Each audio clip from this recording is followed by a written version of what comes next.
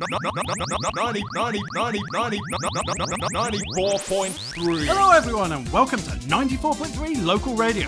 I'm Jim. And I'm Andy, and we're the breakfast team here at 94.3. Yes, that's right, and today we'll be bringing you the show from 1776. That's right, Jim. Jose, our boss, has stolen the government's time machine and has let us use it to do a show. So we'll be travelling back and forth through time to meet historical figures and push them over. It's long been a dream of ours. And here we go with the first one.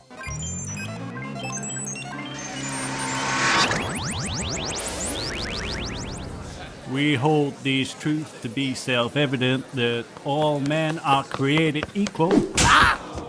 You pushed me down! Yeah, fuck you, Yank. It's him, Jim. Hey now, what are you doing? Get the hell off him, you limey bastard! Oh, shit. Quick, Jim, in the time machine. Yeah, a few more. Suppose you want life and liberty too, don't you? Someone get a goddamn gun. Quick, Jim. Okay, where to next? Well, should we go and hassle Jesus? Oh, yeah, that's a good idea. Oh, that's weird. It won't accept any data around that time. That is weird. How about Mohammed? Nope, not that either. So we can't visit any historical religious figures. That's lucky. How about the Old Testament? Oh yeah, no problem at all. Let's go slap Noah about them.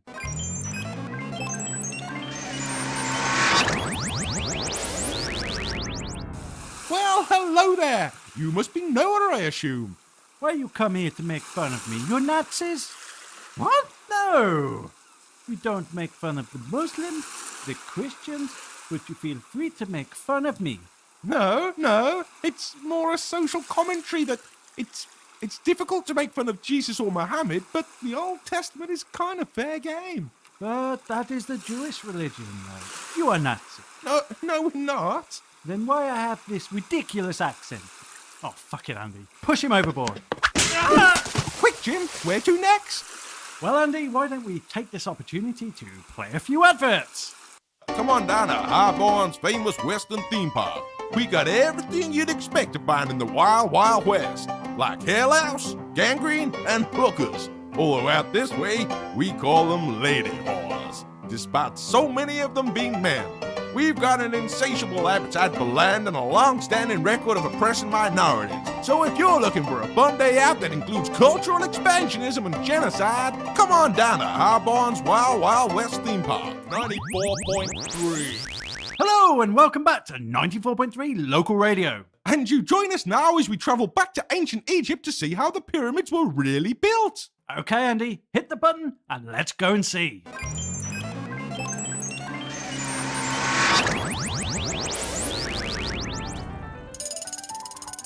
Well. Who would have thought that? Yes, indeed, Jim.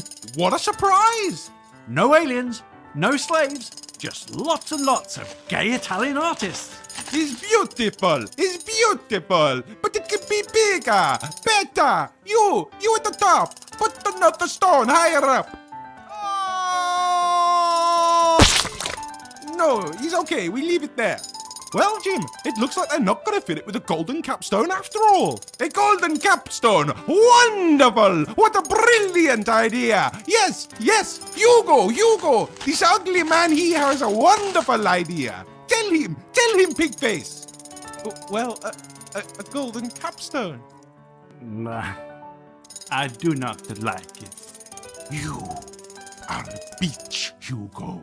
Are you a slave working in ancient Egypt or pretty much any other time? Then call Lawyers for Slaves. Have you been in an accident at work or as a result of someone else's carelessness? There's nothing you can do. Is your boss whipping your back until you pass out? You've got absolutely no rights. It's no win, no fee, so there's no fee because you won't win. Our dedicated teams of lawyers are here to help you.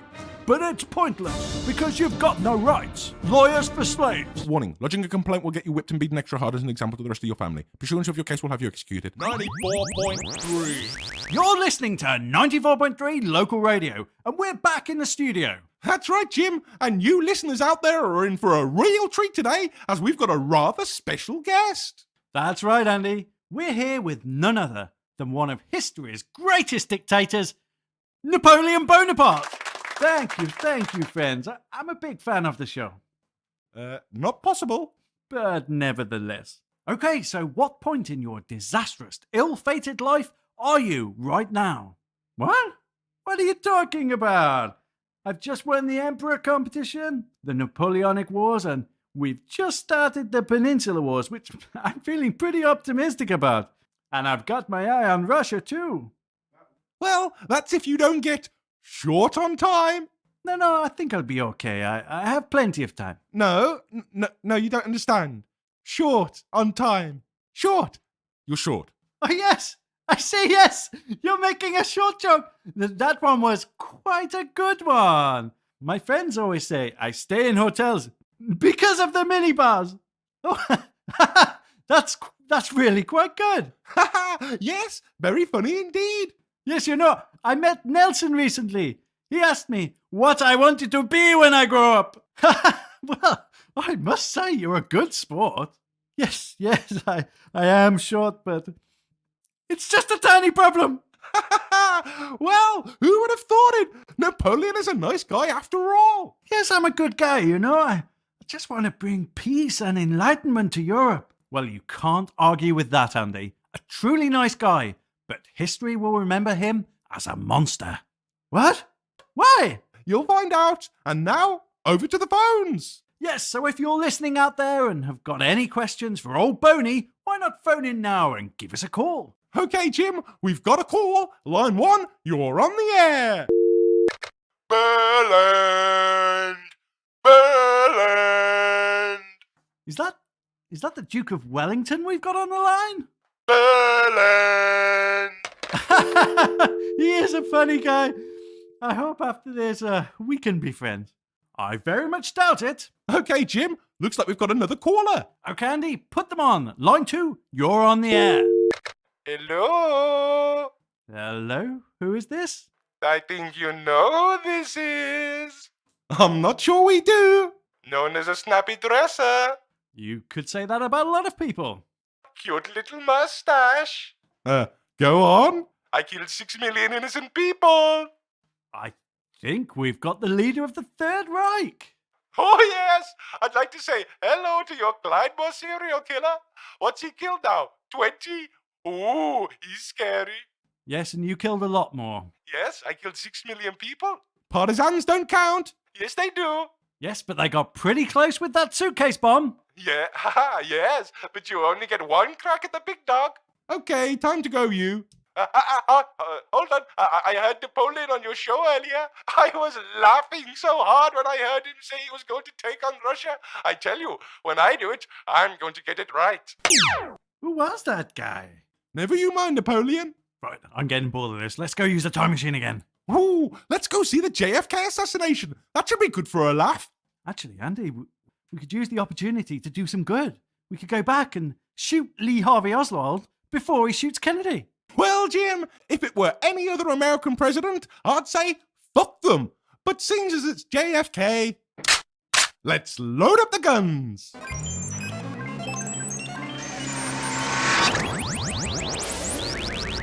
Okay, and this really is quite exciting. We're back here in Dallas, 1963, to prevent John F. Kennedy from being shot by Lee Harvey Oswald. I can't wait, Jim. I'm really trigger happy.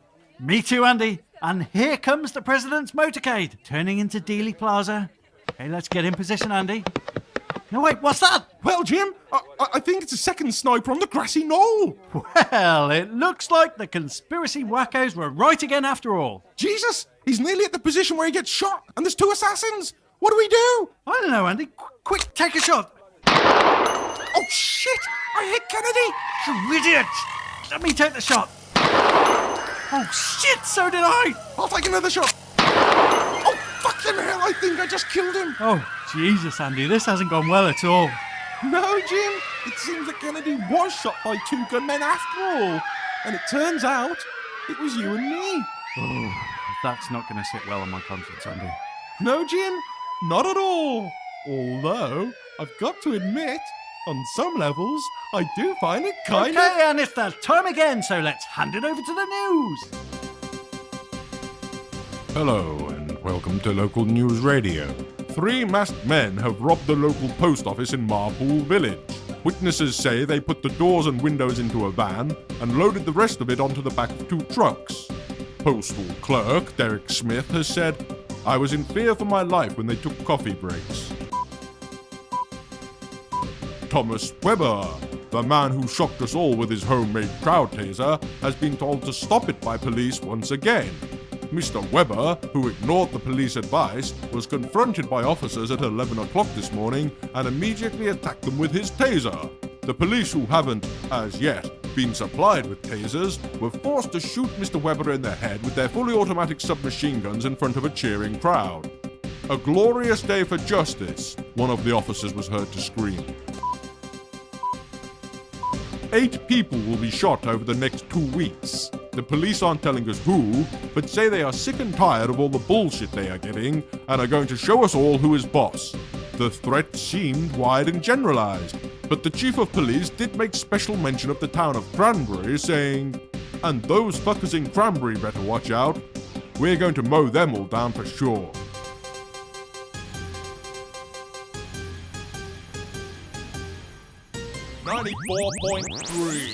Welcome back to 94.3 Local Radio. And we're back in the studio, and now we've linked our time machine up to a telephone. So if you're living in the past and want to give us a call, why not phone in now? Okay, Jim, I can see we've got a call. Put 'em on the air, Andy. Let's see who out of this vast span of history we've got on the line. Oh, hello. My name's King Arthur. First time caller. Oh, it looks like we've got King Arthur, King of the Britons, on the line. Yes, I'd like to give a big Camelot shout out to my wife Guinevere and my best pal Lancelot. I hope he's looking after her well. Ha ha ha! I'm sure he is. And King Arthur, while we've got you on the line, do you actually exist?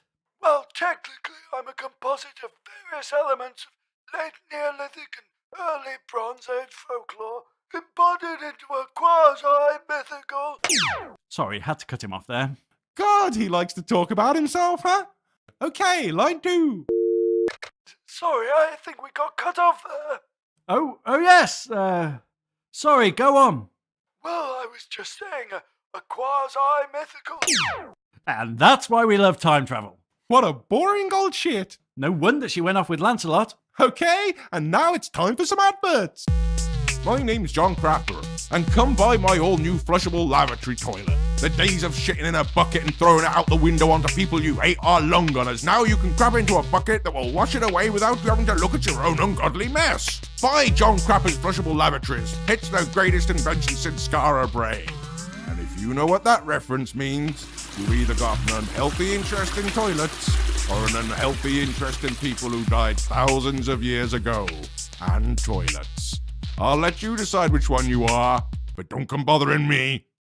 Come buy new sliced bread. It's the greatest invention since the wheel. Come buy the new wheel. It's the greatest invention since hitting things with sticks. You tired of carrying things around like in the only way possibly conceivable to our entire species? Well, not anymore. Because some bright spark sitting in a cave somewhere has taken the abstract concept of a geometric shape and used it to formulate the world's very first conveyance machine. I know what you're thinking. Why do I need that when I have a stick to hit things over the head with? But imagine if you had wheels on that thing to drag it back with. Now, I know you don't know what wheels mean yet.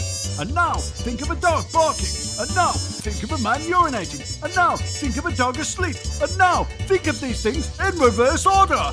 Does that make sense to you? Well, it shouldn't, because I'm Batman. Come visit my one-man show, Just Arthur. I'll talk about my rise from humble serf to king of the Britons. I'll tell you about pulling the sword from the stone. Everyone likes that story. And my transformation from quasi-mythical... Okay, you're back with us on 94.3. Okay, we've got a caller. Line 1, you're on the air. You cut my advert off early. Okay, what were you saying? Well, my transformation from quasi-mythical... He is really annoying. Hello, line 2, you're on the air. There's still tickets. Okay, Andy, any other callers that aren't King Arthur? Well, Jim, let's spin the wheel and give it a go. Okay, Andy, put them on the air. Line 3, hello. Who are you? William Wallace. Oh my, we've got a true folk hero on the line, William Wallace. There's a lot of things people don't know about me, especially the English. Okay, like what? I'm brave. Okay, anything else? I'm hearty. I got a big heart. Okay. Paint my face. What you've just said is just describing the film Braveheart. I like poetry. Okay. I like wildflowers. Right. Paint my face. We've covered that. No, all of it. I have an interest in the paranormal. Like what? I go ghost watching. Okay, and what does that entail? Watch we ghosties and UFOs. We can probably answer a few questions for you on that. I saw one once, but it wasn't a flying disc. What was it then? It was a wee baby robin lying in my bed. Right, was it? I put it there. Right, get him off the air. Hold on a minute, Jim. I think we may have a caller with a question for Mr. Wallace. Yes, hello. This is Edward I, King of Britain, and I want to know what happened to the 12 guards I sent out to the border this morning. Is this all Longshanks? Yes, we've established that it is. Where are my guards? They're at my house. Look, you've done this before. I have. Just give them back, would you? They'll be no good to you now. They were my finest male prostitutes. Not anymore. Look, this is war. Ooh, I'm scared. Well, well, well. That's the real source of Anglo-Gallic tensions. By William Wallace kidnapping and killing 12 male prostitutes. Did they kill him? Although I wish they were dead. Well, that's all the time we've got for on today's show. But be sure to join us next time, as we'll be something. Nice sign off, Andy. Good to know you're paying attention to the staff planning notices. But now, let's hand it over to the lunchtime crew. 94.3.